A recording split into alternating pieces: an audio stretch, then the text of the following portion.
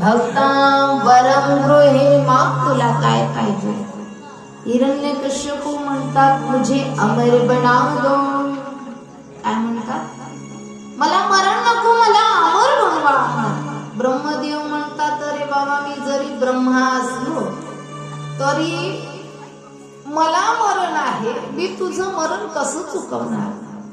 इंद्र ब्रह्मा जरी झाला तरी हे पद आहे महाराज, प्रत्येकाला मरण आहे. हिरण्यकश्यपू म्हणतात मला अमर पाहिजे बनायचं आहे, मला अमर बनवा. ब्रह्मदेव म्हणतात मी तुला अमर बनवू शकत नाही, कारण माझ्या दुकानात हा माल मिळायचा नाही. याच्या बदल्यात तू दुसरं मागून बघ, दुसरं मागून घे. महाराज ज्यावेळेस हिरण्यकश्यपू पाहायला लागला, बरोबर होतं ते. काय भांड्याचं दुकान जावं आणि त्या भांड्याच्या दुकानात कपडे मागायला जावं नाही ना मिळणार.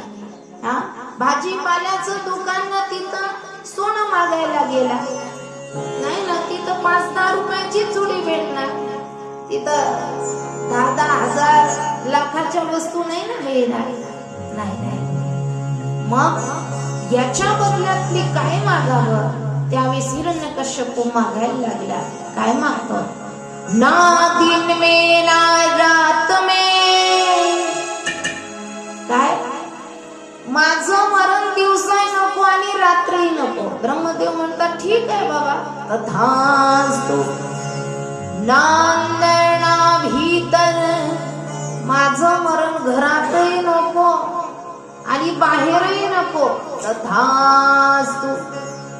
ना ऊपर ना नीचे, माझं मरण वरही नको आणि खाली नको. तथास्तु.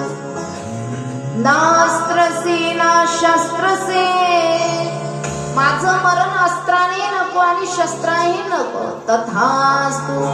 पुन्हा म्हणतात माझं मरण ना नर से ना पशु से, नरापासून नको आणि पशुपासून नको. ब्रह्मदेव म्हणतात तथास्तु. हिरण्यकश्यपू म्हणतोय देवा मला 12 महिन्यातून कोणत्याच दिवशी मरण नको. तथास्तु. हा महाराज स्वतःला देव म्हणायला लागला. कोण? हिरण्यकश्यपू. झाला उठून उभा.